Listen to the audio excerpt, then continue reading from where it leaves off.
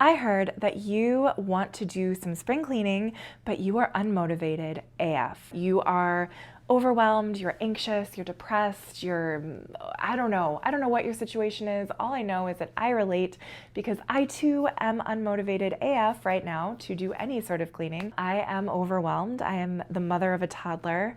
I'm also a business owner. I'm a YouTuber. Like, I've got a lot going on, okay? And I don't really know what spring cleaning even is, all right? But I keep hearing about it. I'm aware that it is a thing. And so I thought I should do it. And I want to help you also do it, even though you also don't know what the hell you're doing. So let's figure it out together. I have mustered the energy, even though I am wallowing in my own hellscape. I have mustered the energy to find 5 helpful tips that are going to get us on track to do spring cleaning this year. So let's go. Tip number 1, find a list, okay? If you are anything like me and you grew up sort of feral and you didn't really have any sort of formal training in spring cleaning, you're gonna need a list. You're gonna need to figure out what exactly spring cleaning even is. So I Googled it for myself. If I were an enterprising young content creator, I would have made you a PDF that I could give you or sell you or something. But honestly, there are hundreds of thousands of lists of how to do spring cleaning that already exist. I don't need to add to the virtual clutter, if you will. So I didn't make a PDF. Just Google a list. I happen to find this one on Good Housekeeping, or I don't know where I'm going to put it on the screen, but I found one on goodhousekeeping.com. It's a great place to start if you don't know what the hell you're doing to begin with, right? I found this list helpful because it included some things that I would have never thought about. When I hear the word spring cleaning, it just is like, oh, it's spring, I guess I should clean more. I don't know. I didn't really understand the purpose behind spring cleaning. What I understand now after looking at this list is that it is more than just the normal every week cleaning that you would normally do. It is beyond that. Although for me, almost everything is beyond what I normally do because what I normally do is just barely keep up with the dishes and the laundry, and that's pretty much it. And occasionally I'll vacuum. So if you just kind of want to get a better idea of what to include in your spring cleaning routine, find a list. However, that does bring me to my tip number 2. When you see these lists, if you are like me, you will be completely overwhelmed, right? You will be totally turned off. You will shut down emotionally, okay? When you see things like scrub the baseboards around your house. So my suggestion for tip number 2 is to cross out any tasks that are an absolute no from you, okay? Anything that is a hell no, absolutely not, immediately no. Like instantly, I was like, yeah, no. Not gonna do it. Just cross it off. Cross it off. You don't need to do all of it. Just because Good Housekeeping says that you should clean your baseboards, that doesn't mean you have to clean your baseboards, okay? Okay. I myself have found that I don't have the energy. I don't have the time. I think there are things that are maybe like aspirational, things that I would love to do if I had the energy and time. Maybe I can put those things on a separate list, a wish list, if I win the energy and motivation lottery someday.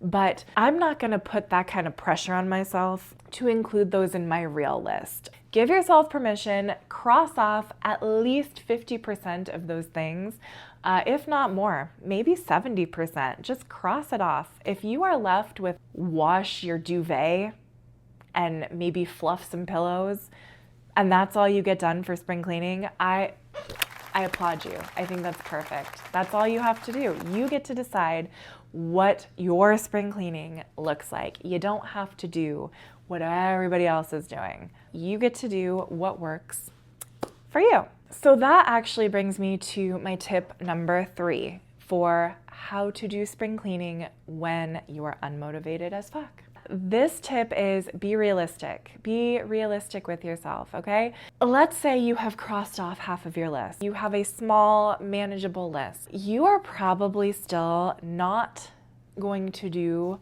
all of those things in one day or one weekend. So I would say, and this is coming from a place as a mental health counselor, what I tell my clients when they are setting goals or when they are depressed or when they are overwhelmed is to pick something that is realistic. Pick something that is doable to them. I might think that one thing is super doable and they might think that it is way too much. So you are the only one who knows what is realistic for yourself. So that is my advice to you. Start with your big list, pare it down to what is actually realistic for you, and then be realistic with what you're gonna do each time that you try to approach cleaning. So let's say that you have like 10 things left, right? After you've crossed off a bunch of stuff, you've got your 10 things.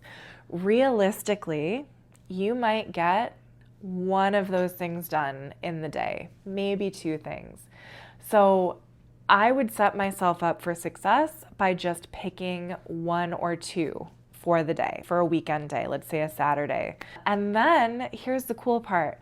If you happen to have more energy, if you happen to have more time, if you happen to kind of get into the groove once you get started, you can always do more. But the problem is if you set yourself up for like, I'm gonna do all these things today, and then you only do 1 or 2, that can set you up for sort of like a shame and guilt cycle. And then you feel bad about yourself, and then you talk badly about yourself to yourself, and then you've got low self-esteem, and then you are right back in the hellhole of feeling bad. We want to feel good about ourselves, so set realistic expectations. All right, so all of that brings us to tip number 4, which is gamify the process. Make it fun. Make it fun for yourself. Cleaning your house is not super fun. I'm not gonna lie. I've been trying to mindfully and consciously clean my house and declutter for the last, I don't know, year and a couple months. It is not fun. It's not super fun. But there are ways to trick yourself and make it fun, even if your brain is very smart and is hard to trick. There's a few different ways to do it. I'm gonna give you 3 simple ways that I think are fun. Number 1 is to get some sort of an app. I am addicted to my phone. I'm not proud of it. I think it is a bad thing. I am trying to stop it, but because I'm addicted to my phone, apps are the way to go for me. That is the way to my heart. I have found some success with an app called Finch. Basically, these apps are a way to put your to-do list or put your self-care tasks into this app. I get points for it, and then I get to buy virtual clothes for my virtual bird. I know that sounds really stupid, but just try it out. You can try it for free. It's really fun. I'm not sponsored by Finch. I just happen to like it. Although Finch, if you would like to sponsor me, I am open. All right, what else? There are 2 other ideas. One is from a content creator. I believe Jamie Chaotic is one person where this sort of originated in the tidying and decluttering realm, where you like write down different tasks on paper and put it in a little fishbowl or whatever kind of bowl you got, and you pick, all right, you just pick a task to do and you do it. So it adds a little mystery to your day. Another idea that I've seen, there is, I forget the lady's name, downsize, upgrade, downsize, upgrade. I don't know. Anyway, she spins a little prize wheel, but she has written different things you have to declutter on the wheel. I think that sounds super fun. So I actually bought one on Amazon for like $10, and that is what I personally am gonna use for my decluttering this spring. I think it's fun. It's only $10, and if it makes it fun and it can help you involve your kids, I think it's a good idea. And speaking of that, also involving your kids can be fun, I guess. I don't know. I am in a weird season of life right now. 2.5-year-olds are not actually helpful. They want to be helpful, but they are not helpful. I don't know. She can be moderately helpful depending on the task, but involving your kids is a way to, I guess, prevent them from causing chaos, right? One of my biggest obstacles while I'm trying to clean, and one of the things that makes it not fun, is when my daughter is screaming at me and telling me that I need to stop cleaning. Which is part of why I don't get a lot done. So if you can find a way, I don't know if I'm Swedish, what I am.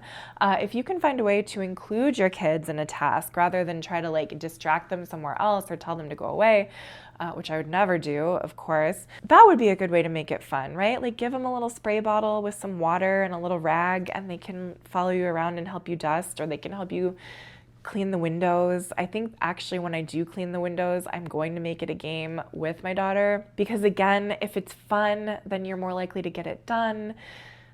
So that's a goal. And then the last way to kind of gamify spring cleaning is to set timers. I think another one of my viewers actually recommended this, to just set timers. Just set a timer. Anything that's like a countdown or a competition, or how fast can I do it, or how many can I do in a certain amount of time. It's a good way to trick your brain. It's a good way to pretend that things are urgent. And if you are neurodivergent, or if you need that boost of adrenaline to get something done, that's a way to create urgency, even if it's just yourself tricking yourself. Then number 5, the very last recommendation that I have, tip number 5 for spring cleaning when you are unmotivated as fuck: start a YouTube channel. I know that sounds really bizarre. That is really, like, literally one of the only reasons that I still clean my house. If I had not started this YouTube channel in January of 2024, I promise you my house would be 100 times worse than it currently is. Starting this YouTube channel really helped to motivate me to get things sort of under control. Now, do things get out of control again? Sure, they do. But at least when it's time to get it back under control, or when it's time to clean up again, I have a fun reason to do it. I'm making a video, I am sharing it with people. It's a hobby that I enjoy, and the community that I've built here is really fun. And I have more time to engage with you guys. I really enjoy it. I love getting the feedback. I love getting the support. I love getting encouragement.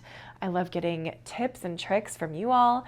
And honestly, I think if anyone else out there is struggling and you feel lonely, or you feel alone in your process, or you feel like you don't know what the heck you're doing, I swear to you, starting a YouTube channel might be the answer for you. It's really not that expensive. I think I've spent maybe $200 or $300 total on equipment. I have my iPhone that I use.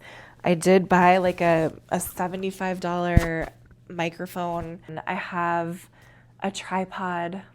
I've bought some lighting here and there, but clearly, like, I'm not using it right now. It's not an expensive hobby unless you make it an expensive hobby. And it really can help to get you in the mindset of having a schedule, having a routine, having accountability. You decide, okay, I'm gonna publish a video every week or every other week or whatever works for you. And you get to join this really cool community of people who are all trying to clean their houses and get their lives together and whatever. So that is my advice to you. Those are my 5 tips for how to do your spring cleaning. I know that maybe went a little off the rails. You probably weren't expecting me to tell you to start a YouTube channel to get you to do your spring cleaning. But that is what worked for me. Like I said, the spinny wheel is what I personally am going to use. I am going to use my good housekeeping list that I have crossed everything off of except for the top things that I want to do. I'm going to put those things on the spinny wheel, and then each day that I have energy and time, I'm going to spin the wheel and pick something and do it. So that's how I'm doing spring cleaning this year.